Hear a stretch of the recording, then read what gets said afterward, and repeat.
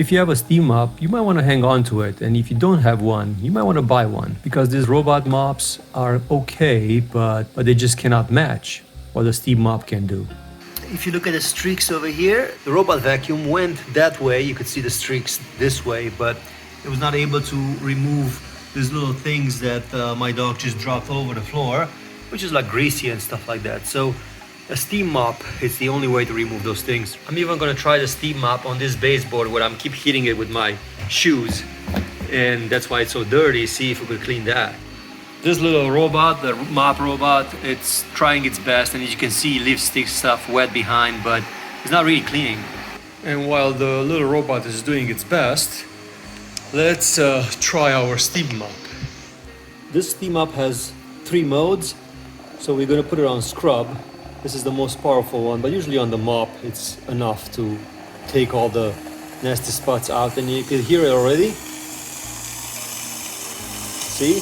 That is power. It's just a matter of just running it over the spots and it will literally dissolve them.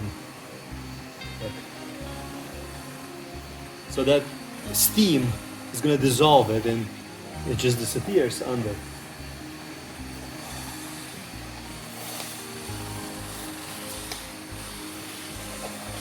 And also disinfects while it's doing this.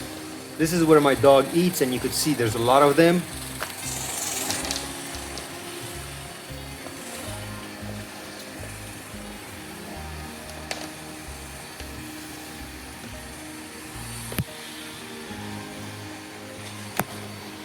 Like an eraser, literally, just takes them off. This definitely needs to be painted, but it's already taking stuff off of it. This is actually worn over here. There's no paint. It's literally worn out.